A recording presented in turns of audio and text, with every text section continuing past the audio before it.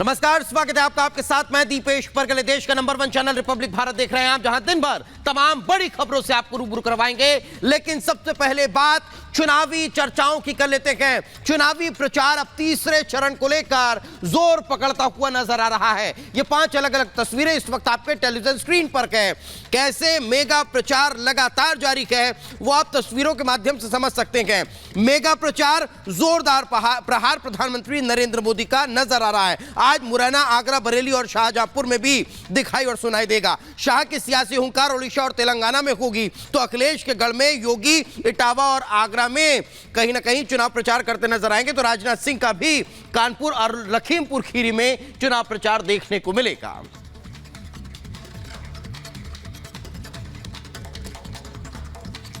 दूसरे चरण के चुनाव से पहले प्रधानमंत्री नरेंद्र मोदी के जबरदस्त सियासी प्रहार से कांग्रेस बेचैन है। मंगलसूत्र, तुष्टीकरण, विरासत और ओबीसी आरक्षण पर प्रधानमंत्री के पैने सियासी तीर ने कांग्रेस को बेचैन कर दिया है। हालांकि कांग्रेस ने भी जवाबी प्रहार किया, लेकिन अब जनता को तय करना है कि आखिर भय और भ्रम से दूर देश हित की राजनीति कौन कर रहा है। देखिए रिपोर्ट।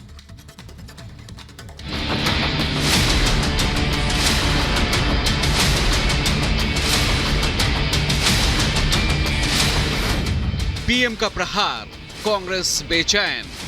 उसका मंगलसूत्र तुम उससे छीनने की बात कर रहे हो अपने मैनिफेस्टो में। तुष्टीकरण पर वार से खलबली। मुस्लिम समुदाय में जितनी भी जातियां हैं सबको उन्होंने ओबीसी कोटा में डाल दिया और ओबीसी बना दिया। मुद्दों की धार, जारी वार पलटवार। माता पिता से मिलने वाली विरासत पर भी टैक्स लगाएगी।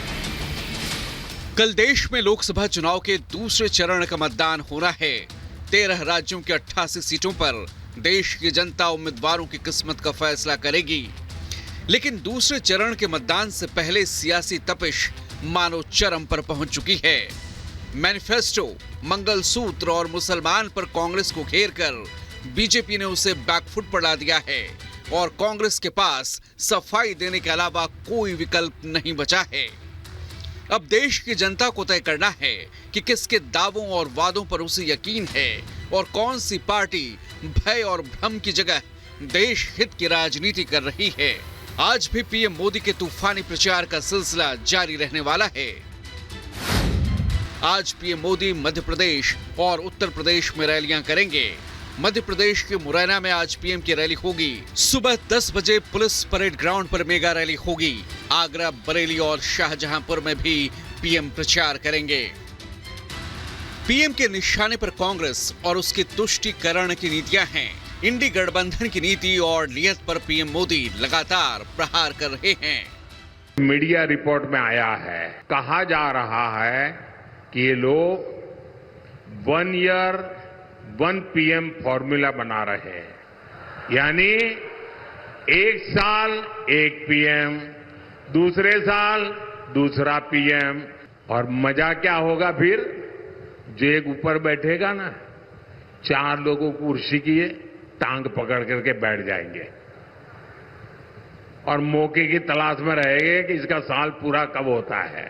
यूं तो जो सुनने के बाद लगता है कि यार तो शायद मुंगेरी लाल के सपने जैसा होगा। ये देश को तबाह करने वाला खेल है।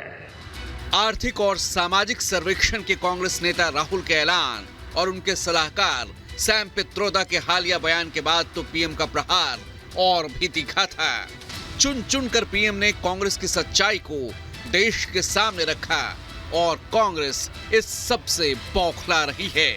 शाही परिवार के शाहजादे के सलाहकार उन्होंने कहा था कि हमारा देश का जो मिडिल क्लास है पर ज्यादा टैक्स लगना चाहिए।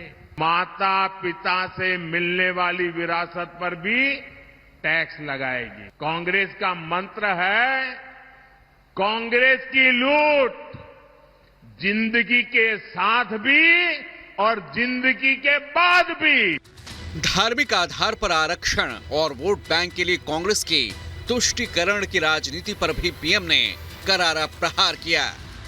जब संविधान बन रहा था ये तय किया गया था कि भारत में धर्म के आधार पर आरक्षण नहीं होगा, लेकिन वोट बैंक की भूखी कांग्रेस ने कभी इन महापुरुषों की बातों की परवाह नहीं की। कांग्रेस ने कर्नाटका में धर्म के आधार पर आरक्षण लागू भी कर दिया था।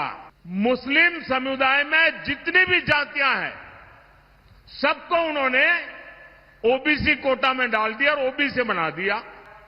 यानी कांग्रेस ने सामाजिक न्याय का अपमान किया, सामाजिक न्याय की हत्या की।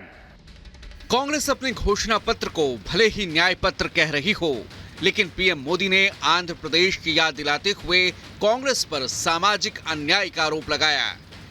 कांग्रेस जब देश की सत्ता में थी तब मुस्लिमों को आरक्षण देना चाहती थी। कर्नाटक में उसने वादा किया और आखिरकार हिंदुओं का रिजर्वेशन मुस्लिमों की झोली में डाल दिया। राहुल रोज पिछड़ा दलित के हक की बात करते हैं, लेकिन उनका हक उनसे कर्नाटक में छीन लिया गया। ये सारे मामले कर्नाटक की हैं, जहां कांग्रेस की सरकार तुष्टीकरण की राजनीति कर रही है। अब पिछड़ा वर्ग आयोग ने कांग्रेस की तुष्टीकरण को एक्सपोज किया है। आयोग के बयान के मुताबिक पिछड़ी जाति के रूप में मुसलमानों का वर्गीकरण सामाजिक न्याय के सिद्धांतों को कमजोर करता है। पूरे धर्म को पिछड़ा मानने से मुस्लिम समाज के भीतर विविधता और जटिलताओं की अनदेखी होती है। धर्म आधारित आरक्षण स्पष्ट रूप से सामाजिक न्याय की नैतिकता को प्रभावित करता है। आयोग ने स्थानीय निकाय चुनावों में मुस्लिम आरक्षण के प्रभाव पर भी चिंता व्यक्त की है। पीएम मोदी ही नहीं बल्कि उनकी पूरी टीम ने कांग्रेस की इस दोगली मानसिकता को लेकर जमकर प्रहार किया। एक कांग्रेस पार्टी एक अफवाह फैला रही है कि भारतीय जनता पार्टी को 400 सीट मिलेगी तो आरक्षण चला जाएगा। भारतीय जनता पार्टी ना आरक्षण को जाने देगी ना हटाएगी। कांग्रेस के रिजीम में गठित हुई सच्चर कमेटी ने जब 2006 में रिपोर्ट दी थी तो उसमें भारतीय सेना में रिलीजन के आधार पर गणना कराने का भी यह सजेशन भी दिया था। आप ये कल्पना कर सकते हैं हमारी फोर्सेज में कौन किस रिलीजन का है। भारतीय जनता पार्टी ने हमेशा इसका डटकर विरोध किया है। जाहिर है पीएम मोदी के प्रहार के बाद कांग्रेस बेचैन है